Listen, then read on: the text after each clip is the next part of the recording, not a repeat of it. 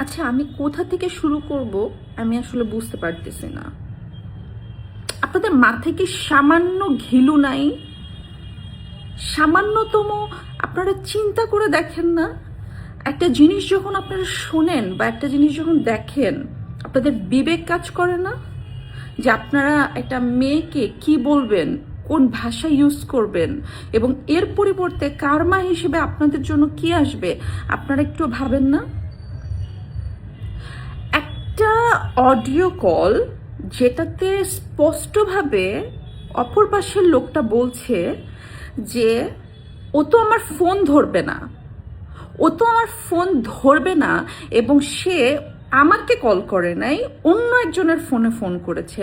তার মানে আপনারা কি এটুকু বোঝেন না যে আমি তার ফোন ধরি না, বা আমাকে আমার ফোনে সে রিচ করতে পারে না?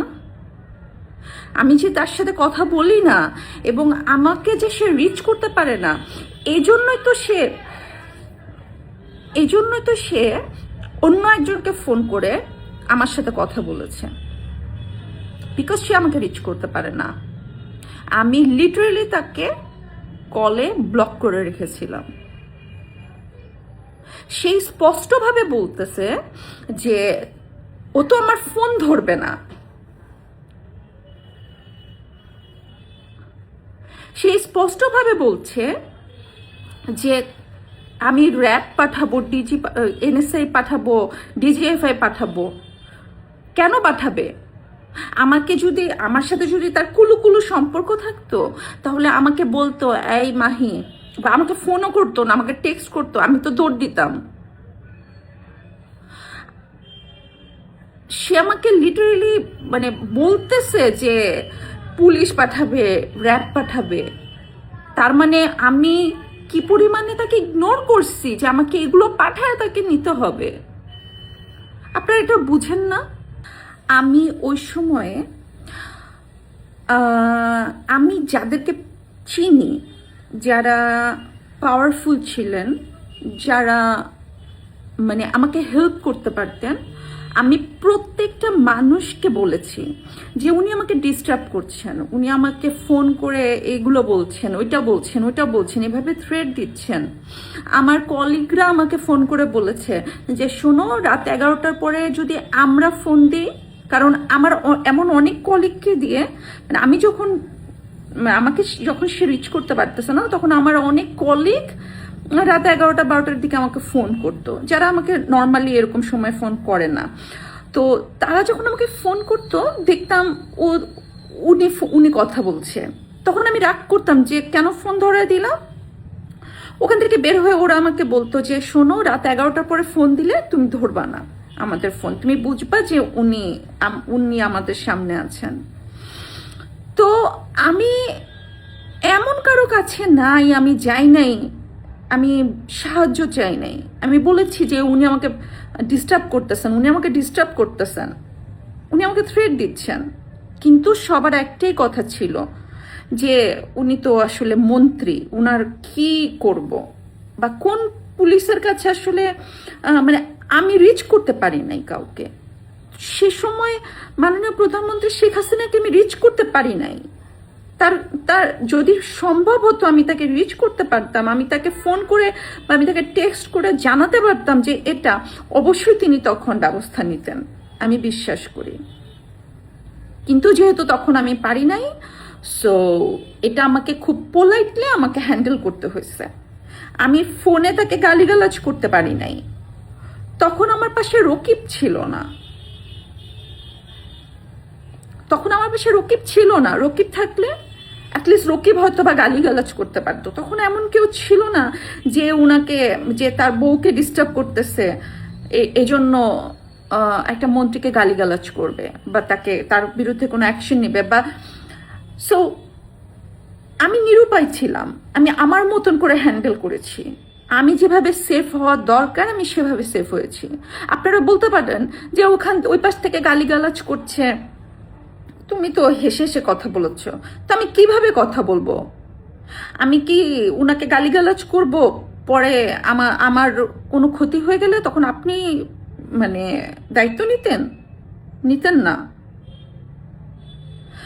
আহ, আমার মনে হয় যে আমি তারপরে যতটুকু শুনেছি, খবর পেয়েছি যে আমাদের ফিল্ম ইন্ডাস্ট্রি বলেন, নিউজ প্রেজেন্টার যারা আছেন, সিঙ্গার আছেন, এমন অনেকে আছেন, অসংখ্য নারীরা তাকে দ্বারা বুলিং হয়েছে।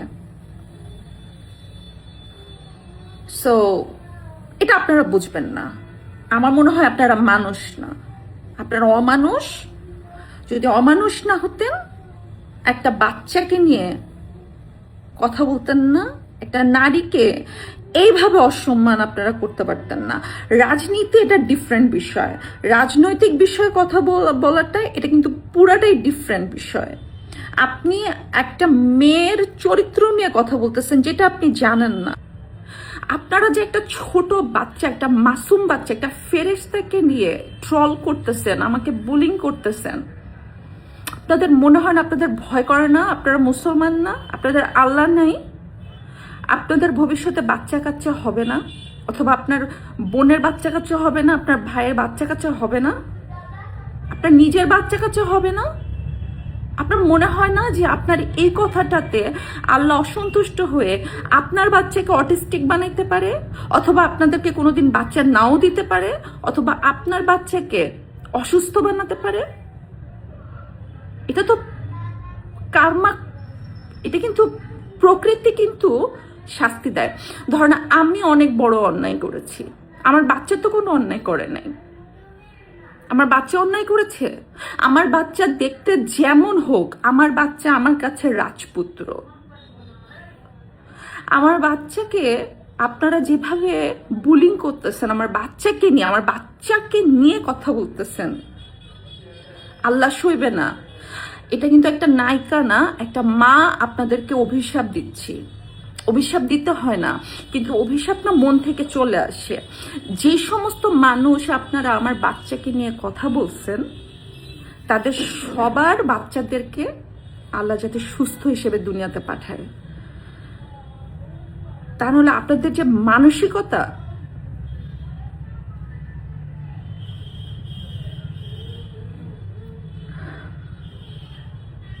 আরেকটা বিষয়, আপনারা কি ভেবেছেন আমাকে এগুলো বললে, আমাকে বুলিং করলে আমি আওয়ামী লীগ নিয়ে কথা বলবো না? আমি শেখ হাসিনাকে নিয়ে কথা বলবো না? আমি কেন? সব শিল্পী একদিন কথা বলবে। কেন বলবে জানেন? কিছুদিন আগে আমাদের এখনকার শিল্পী সমিতির যে প্রেসিডেন্ট শিবা শানু, উনি কি বলেছে? উনার একটা বক্তব্য খুব ভাইরাল হয়েছিল। সেটা হচ্ছে যে শেখ হাসিনা তো আমাকে অনুদান দিতে চেয়েছে, আমি অসুস্থ ছিলাম, উনি আমাকে অনুদান দিতে চেয়েছে, আমাকে টাকা দিতে চেয়েছে, আমি নেই, আমি কেন নিব না টাকা? উনি বলেছিল না, মনে আছে? আপনি ওটা দেখেন যে উনি কিন্তু বিএনপি করেন, কিন্তু মাননীয় প্রধানমন্ত্রী শেখ হাসিনা দেখেন নাই যে উনি কোন দল করেন। উনি অবশ্যই জানেন, ওনার কাছে পৃথিবীর সব খবর থাকে, এটা জানেন না? শিবা শানু ভাইয়া কিন্তু বিএনপি করেন, কিন্তু তবুও তাকে মাননীয় প্রধানমন্ত্রী অনুদান দিতে চেয়েছেন, কারণ তিনি একজন শিল্পী। প্রধানমন্ত্রী শেখ হাসিনা কোনোদিন সবসময় শিল্পীদেরকে রাজনীতি করতে নিরুৎসাহিত করতেন। তিনি চাইতেন না যে শিল্পীরা রাজনীতি করুক, কারণ তার মতে হচ্ছে শিল্পীরা, উনি বলতেন যে শিল্পীরা সব দলের, সব মানুষের। শিল্পীরা কোনো একটা দল করলে অপোজিশনের যারা সমর্থক আছেন তারা শিল্পীদেরকে ভালো চোখে দেখবেন না। তিনি সবসময় শিল্পীদেরকে রাজনীতি করতে নিরুৎসাহিত করেছেন। আমাদের যারা শিল্পীরা আছেন, যে সমস্ত শিল্পী বিএনপি করেন, এখনো করেন, তখনও করতেন, তাদের অনেককে প্রধানমন্ত্রী শেখ হাসিনা অর্থ দিয়ে সাহায্য করেছিলেন। আমি দেখেছি যে এমন অনেক শিল্পী আছেন যারা চলচ্চিত্র পুরস্কার পেয়েছেন, জাতীয় চলচ্চিত্র পুরস্কার পেয়েছেন। এমন অনেক শিল্পী আছেন যারা 21 পদক পেয়েছেন। এমন অনেক ডিরেক্টরকে দেখেছি যারা অসুস্থ হয়ে ট্রিটমেন্টের জন্য দেশের বাইরে গেছেন, মারা গেছেন। লাশ আনার জন্য টাকা ছিল না, তাদেরকে অর্থ দিয়ে তাদের লাশটা দেশে আনা হয়েছে। অর্থ শেষ হয়ে গেছে, আবারও টাকা লেগেছে, আবারও অর্থ দিয়ে সেই লাশটা দেশে এসেছে। তাহলে সেই সমস্ত শিল্পী হয়তোবা তাদের দল করার কারণে তারা মুখ ফুটে শেখ হাসিনার প্রশংসা করেন না, কিন্তু তাদের আত্মা তো জানেন যে মাননীয় প্রধানমন্ত্রী শেখ হাসিনা কখনো দল দেখেন নাই। তিনি দেখেছেন যে আমরা শিল্পী।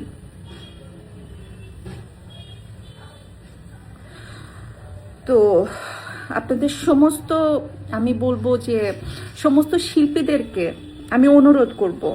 আমি আরেকটা জিনিস যেটা ভুলে গেছি, যে আমাদের মধ্যে অনেক শিল্পীরা যারা আসলে জুলাই আন্দোলন করেছেন, সেই শিল্পীরাও কিন্তু এই 5 আগস্টের পরে যখন বিভিন্ন শোরুম উদ্বোধন করতে গেছেন,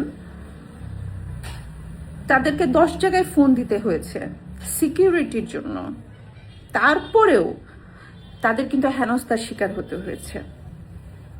তারাও কিন্তু মানে রক্ষা পান নেই মব থেকে। তো আমি আমাদের সমস্ত শিল্পীদেরকে বলবো যে আপনারা মানে স্পিক আউট না করতে পারেন, অ্যাটলিস্ট আশেপাশে যখন আপনারা বুঝবেন যেটা অ্যাক্টিং, অথবা বুঝবেন কোনো অন্যায় হচ্ছে, আপনারা ওটার প্রতিবাদ করেন। সব শিল্পীরা মানে একটা নর্মাল মানুষ যখন কথা বলে, সেই কথা কিন্তু জনগণের কাছে খুব কম পৌঁছায়, যতটা আপনার একটা পোস্টে, আপনার একটা লাইনে, আপনার একটা প্রতিবাদে লক্ষ লক্ষ কোটি কোটি মানুষের কাছে পৌঁছায় যাবে।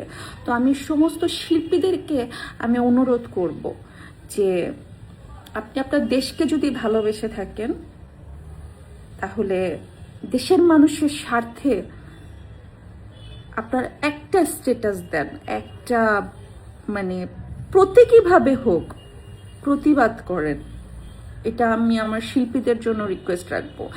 আর ওই যে যারা হচ্ছে বুলিং করতেছেন, তাদের আবারও বলি, আমার 14 গোষ্ঠী যদি উদ্ধার করে ফেলেন, আমি তবুও শেখ হাসিনার কথা বলবো, আমি স্বাধীনতার কথা বলবো, আমি বাংলার মানুষের কথা বলবো। মাননীয় প্রধানমন্ত্রী শেখ হাসিনাকে আমি ভালোবাসি। তার জন্য যদি রাস্তায় নেমে মরে যেতে হয়, তবুও আমি মরে যাব, আমি আমার জান দিব। সবাই ভালো থাকবেন, সুস্থ থাকবেন, সত্যের সাথে থাকবেন, ছলনার মধ্যে পড়বেন না। জয় বাংলা, জয় বঙ্গবন্ধু।